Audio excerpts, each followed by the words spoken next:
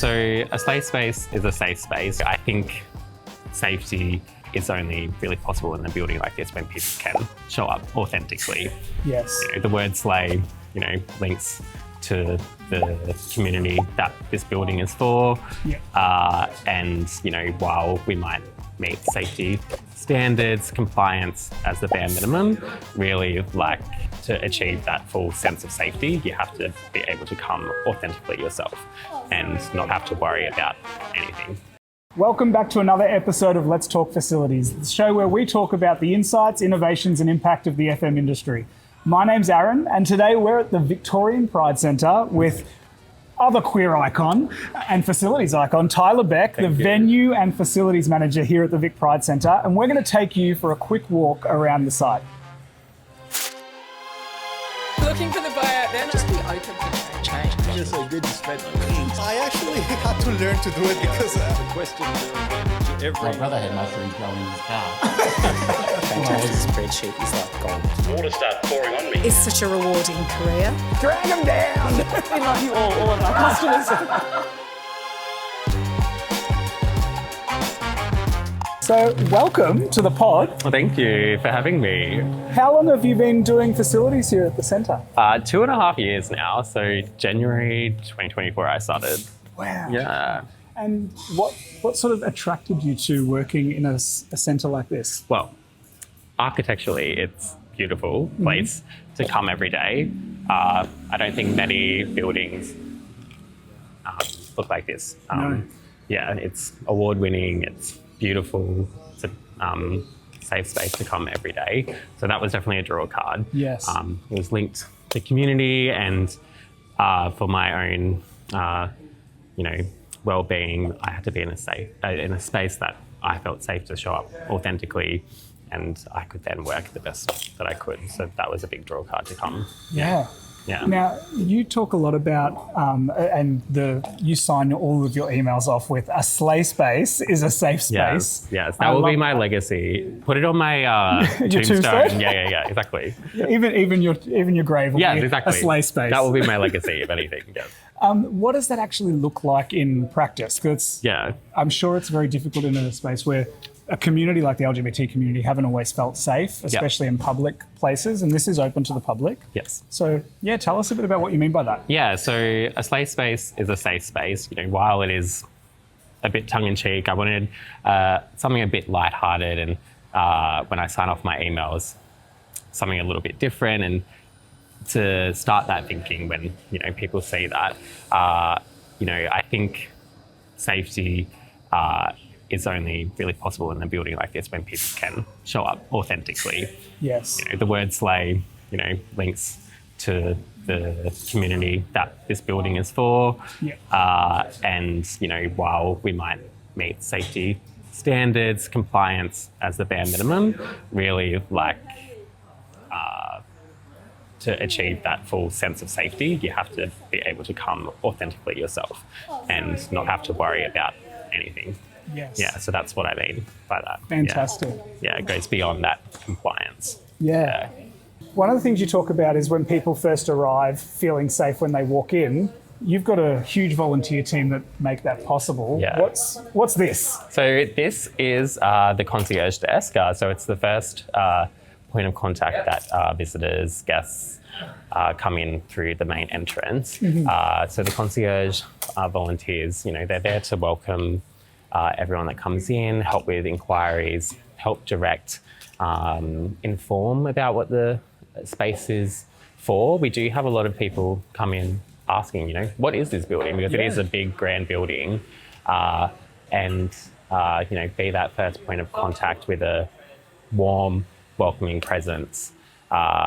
Because, the first 30 seconds matter when people walk into a building. They can feel safety as soon as they walk in, and are they welcomed? Even our security, what's their presence like? What are they wearing? All that quietly communicates, are you welcome to come in here? And everyone here is that. So the concierge and the volunteers play, a pivotal part in Yes. creating that sense of safety. And they always have such smiley faces when we walk in. Yes, they do. Yes. Oh, I blush. Blush. Yes. Terribly sensitive. Yes. So the space is open to the public. Yes. You've got a cafe. Yeah. You've got a gallery in this main forum area. Yes. You've got a bookstore, a Yes. theatre, a boardroom, and then you've got queer organisations that are also tenants that Yeah. are all under your scope as a venue and facility manager. Yeah. It's a multi-use complex building Yeah. to manage. We have an art gallery as well that's open to the public. So yeah, there's a lot of different hats that I do have to wear. Many of our resident organisations, they're also non-for-profits as well. And they might not have a dedicated team that look after their facilities inside their tenancy. So a part of my job is making sure not just the building is safe and compliant, but also inside their spaces that they are ticking off those boxes so they remain safe and they can then continue the important work that we do for community. Just being that guide and help for them because they might not know how to achieve that as well. I feel like every time I come in, there's something different on the walls. Yeah. So it's a rotating gallery. Yeah, as well, about right? every 6 to 8 weeks, roughly, we have a new exhibition that is showcased. There's whole lots of different exhibitions that we show, Yes. We've had, a wall of cock actually. Yes, I remember that. During our summer season. Yep. You had and- First Nations artwork. With that and facilities management, I've even had contractors come in and they saw the wall of cock and they might not have been expecting that. We've had to meet with contractors and their staff, make sure that onboarding is done correctly and that our values are communicated very clearly and that all our contractors understand what we're about and that they're sending people that also understand and respect that, and so that our users, our tenants, staff, volunteers, that they don't experience any discrimination, homophobia, transphobia, and that continues to run through the building, I can even with imagine our for a contractors. Contractor coming in, it would be quite a shock if you weren't expecting. Yeah, totally. Like, something like that. this is the first purpose-built Pride Centre in the world. Wow. Yeah. Really? Yeah, and we're the only Pride Centre in the Southern Hemisphere, I think. Wow. That's Yeah. incredible. Yeah, so we're very, very lucky and it's a very unique building to have. So, continuing to work with stakeholders and contractors is really important to help manage that and continue. You creating that sense of mentioned safety. that it's an architecturally beautiful building, which it is. yeah. Tell us a little bit about this space that we're in here. Yeah, so this is the atrium and this is the atrium staircase. What you'll notice is, there's a lot of curves in the design of the building. Yeah. That quietly communicates, softness and openness for the building. Yeah. It's also designed in the center of the building. So if you look up, you can see all the other floors where a lot of the other tenants have their own balconies and they can see into the middle of the core of the building. It's designed so, tenants, users of the building do bump into each other because we're all working together for community. For the same cause. And it's so light filled, like it's nice that it's bright and it's inviting. Yeah. And you mentioned that it was designed in the shape of an emu egg. Yeah. So this whole atrium centre is the shape of an emu egg, which goes back to the First Nations people that this land was built on. Their symbol was an emu egg. So it goes back to the traditional owners of this land. And if you look up, the emu egg is kind of broken at the top. That emulates a sense of rebirth and how that links to community. I love that. There's also like some shapes of like hexagon patterns around the building, subtly, communicating that we're a hive and we're all kind of like worker bees working together. Even like the shape of The forum. the circle. It's like a big like tube, Yes. or even it's similar to how underground train stations are designed. Yep. That quietly communicates that sense of coming and going, and that work will continue after I'm gone, and Yes. the work will continue. Yeah, Yeah. coming and going. Yeah, Fantastic. yeah, Let's go back to talking a little bit more about the safety piece. yes, Part of the community feeling safe is the way you guys have been really intentional about designing the bathrooms Yes. here. Talk to me about that, because there's a lot of miscommunication and misunderstanding out in the world around all gender bathrooms. Yeah. And lots of it in media at the moment being talked about. yes. You guys have been really intentional about making them safe, designed well, but fit for purpose for our community. Yeah, so I mean, a lot of our design choices, community was first, and then this building was designed with consultation with community members and stakeholders. In FM, a lot of the building is made first, and then people move into it. But everything was intentional and informed.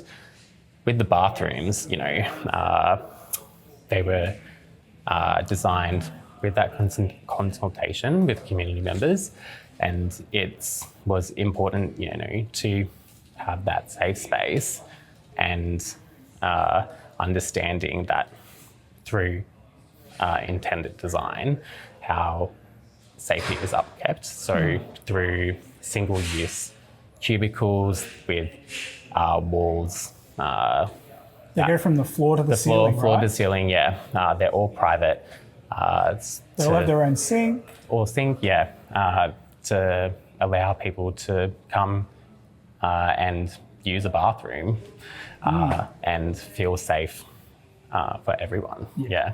I love that. Yeah, whether how you identify. And there's actually more risk in people not going to the bathroom and health issues, preventing, not using a bathroom when you need to, Yes. than anything else. And we wanted to, avoid that and, achieve that sense of safety. Yeah, I love that. Now you've got not just artwork in the gallery, but we've come just at the end of Pride Month. Yeah. Is this specific for Pride Month? No, so this is a part of the archives, which is one of our resident organisations. Okay. So this is archival pieces from there that we're starting to display not just on the ground floor but in other floors. Yeah. So to put that on display, and the archives are an important part of Telling our story. Yeah, our history, and wanted to have that on display throughout the building. Yeah. So this will be changing.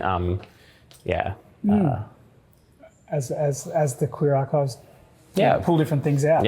And To find educate. things. I love it. It's about education. And giving that to the whole building. You also, so you manage tenants. Yes. You manage that are queer organisations, most of them not-for-profits. Yeah. You manage event spaces and public spaces, Yes. but you've also got a co-working space. We do, yes. So, tell us about the co-working space a little bit. The decision to have a co-working space was made, before that change in 2020 after COVID and lockdown. But we have seen it be thriving in the last year. What makes this co-working space really special is that sense of belonging and community. Yeah. Our team are located in this area, and our co-workers, they come in and they can actually see the work that we're doing and the work that goes into keeping the building open and safe operating, and then they feel like they're a part of that, and creating that work for community. So yeah, it's a bit special, like our co-working space. And if you're an LGBTQ plus person that has a job that allows you to work from a co-working space and make that choice, I mean, what a great place to find community and find belonging. Totally.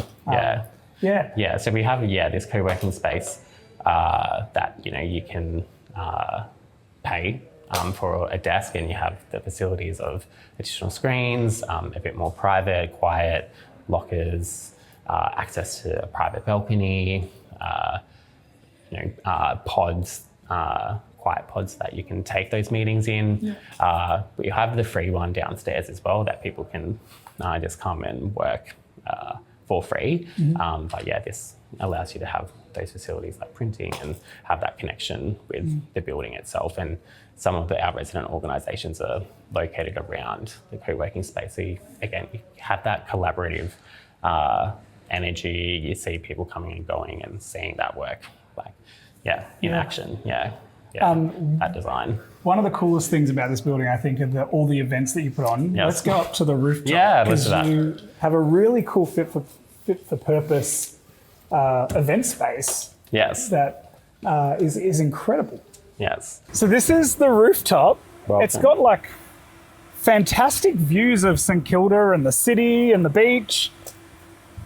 What happens up here? Whatever you like, like we are a venue hire. So, if you want to hire a rooftop, this space is available to do whatever, you see fit. It is highly activated, obviously, during summer and during midsummer, especially on Pride March Day. We have the official March after party up here. Yeah. And the march marches past the building. The building, and it's highly activated. Each level has its balcony, and you can view the march as it's happening just along Fitzroy Street. Yeah. It's that central point on that day, that hub, which was a goal for the building to be built. And if you are running events here, you guys have like your full liquor license. There's bars up here on the rooftop. Fully licensed, for the whole building. And so there's a bar up here on the rooftop. There's also a bar in the theaterette. Correct, yeah. That's fantastic. Yeah. But we now have a license that we can have alcohol on the street as well. On the street? Yeah. So usually wouldn't be able to go past the front entrance, but now we can activate it, for Pride March Day or other festival seasons, and have street drinks. What are the challenges that come with that? I'm sure there are challenges. You have alcohol license now that extends out onto the street. Yep. What are the extra challenges that would come with that? Because I'm imagining now we've got people who are partying, Midsummer, Pride Month, other events. Yeah. Get a little bit happy. There is that balance, right? That you kind of have to get right. I think there is, a prevalence as well with community that some people, might have challenges with abuse with alcohol. Even like the local area, there's, prevalence of intoxicated members of the public. Yes. So, we have to find that balance and how to manage that. So, we have to look at, doing those risk assessments and, putting control measures in, having additional security guards, and, educating and training the team on responsible service of alcohol, of course, but situational awareness as well. It all comes into, that facilities management and risk assessment and management training and lens. Yeah. A lot of the time, the LGBTQ community haven't had great experiences with authority, and experiences with security and police have often been negative, especially back in the 70s and 80s. Yep.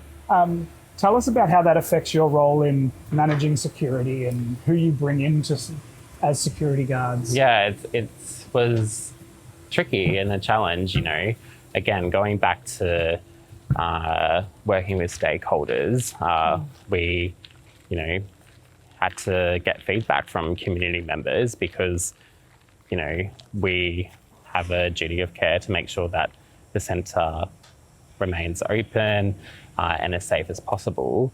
But, putting control methods in to, prevent any incidents occurring that, does significantly impact the safety of our volunteers, our staff, our tenants, but also the wider community. We are, that community building. So our risk profile, there is certain risks that are just associated with being an LGBTQIA+ community building. Yeah. Working with community, listening to them, finding out, maybe how the security is dressed. What are they wearing? Are they wearing, a rainbow lanyard? Their presence and how are they responding to incidents kind of shaped how that was implemented. Yes. And getting that right was important as well. Yeah. Not leading with like that heavy hand. Correct. I guess. Yeah. Being a warm, but or still an authority and still showing that there's safety. That sense of safety, yes. But all those things quietly communicate like, what we're about and, having those policies and how incidents are responded to. Yeah. You mentioned just then that LGBT community spaces like this, you've got that heightened role in your role of making sure the building is and the people in it are safe. I'm assuming that there have been moments where the building has been targeted. Yeah. Do you want to talk a little bit about that? Yeah, so, there is, unfortunately, that high risk profile of the centre being what it is. We've had incidents that have been targeted because of maybe discrimination and, targeted hostility and, even maybe some intoxicated members of the public having, maybe some motive to harm community just for being. And that's been a real challenge. Do you have to deal with a lot of vandalism? Yeah. How do you stay on top of that and keep the building clean? Well, doing those everyday morning walkthroughs, is really important. And having that in, the maintenance plan of allocating, graffiti removal every quarter, is necessary. Looking at other like preventative measures, putting on, specific, coating on the facade as a way to prevent, graffiti sticking to that concrete. It's so porous. Yeah, it is. Yes. And that concrete as well, just general removal actually leaves the facade damaged. Oh, really? With this building, again, it's award-winning. The materials used, was the best and wanted it to look and feel a certain way. But that brings those challenges of, how we preserve keep it maintained. and prevent. And a lot of FMs talk about that being an issue that they face is that architects design these beautiful award-winning spaces and do use really great products, but then the FM inherits it and has to. Has there been any things internally even that you've gone, how do we keep this working, clean, in good order? Yeah, it's been a challenge. As a non-for-profit as well, like there's that added, need for strategic planning and forward planning. Even looking at floors and walls and those fittings. We're in our 5th year of the building being open, so a lot of the wear and tear is now starting to show. Major maintenance is now having to be implemented in the maintenance plan, and major works now starting to be required to, continue operating safely. But we've had to work, a year, 2 years in advance to plan that. But because of budget. Yeah, because we don't get recurring funding from anyone. We're not government funded. Yes.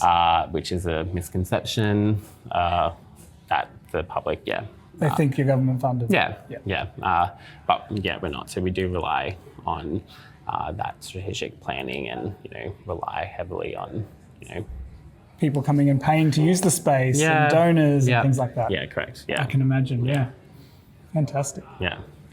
We're walking past right now sort of a historic Melbourne institution. This is one of your tenants, Yes. the Hares and Hyenas. Tell us a little bit about what Hares and Hyenas are. Do you want me to? Or do you want to ask Roland? Oh, we can ask Roland if he's happy to be on. You can ask Yeah. Roland. Yeah. You can ask Roland. About hares and hyenas. Would you like to talk on camera about Hares and Hyenas? Yes. You're on Yeah. Yes. So this is one of the tenants in the facility, Hares and Hyenas. It's a bit of a historic institution in Melbourne, isn't it? Yes, I'm a historic institution. You are? Yes, I am. Yeah. I am. Yes. Yeah. So tell us a little bit about what it means to be in the Pride Centre for you, because you haven't always been in the Pride Centre. No, well, we've been around for 35 years. Up until 5 years ago, it was either South Yarra or Fitzroy. The main beauty, I think, of the Pride Centre is that it broadens our customer base, because it's, instead of being focused on either north side or south side, it's people from all over Melbourne and Australia and international as well. So it just means that more various subjects are bought instead of more focused on specifics. Yeah, I know as a member of community, I've found this store so helpful because there's literature here that you don't get other places, and there's that's our reason to be here. Is that people can come here for all their needs, and just general bookshops don't have the capacity to stock what we stock. Yeah, fantastic. Well, thank you for all that you do, and what a great space to be in, like the Vic Pride Centre. It's a beautiful space. It's great. They're great landlords as well. They are pretty good landlords. Tyler's a good one. Yes. Try to be. I'm just going to put this back on. Is there anything that we haven't talked about that you would like to talk about? I mean, we can touch on this secondary entrance Oh, yeah. if you want. Yeah.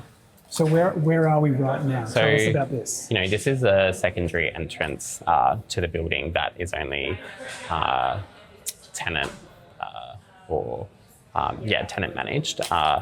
We wanted to have this secondary entrance because we understand that some members of the community might have privacy concerns or security concerns. So having that secondary entrance allows, patients or clients to be able to enter the building on a more discreet.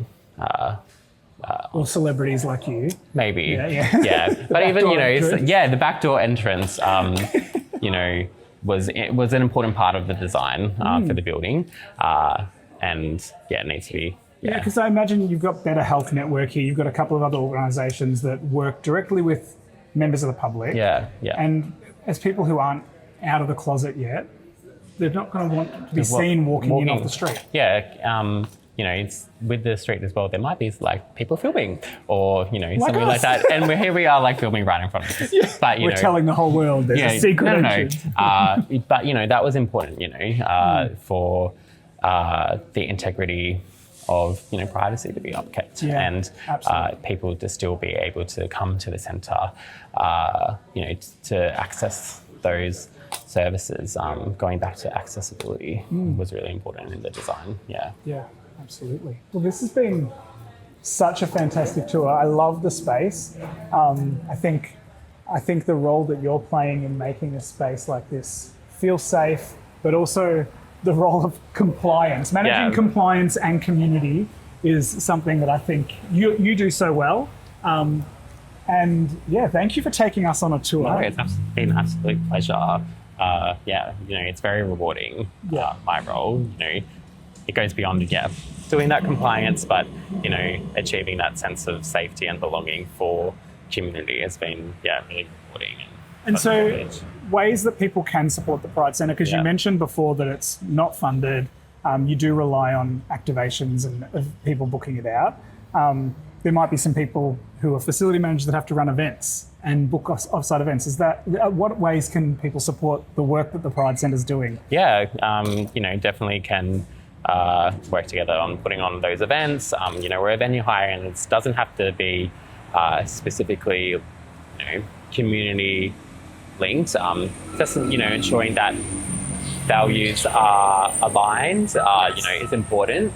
But you can go on to the Vic Pride website and see what we're about, what we do value, and ways to activate the centre is important. That's all on our website.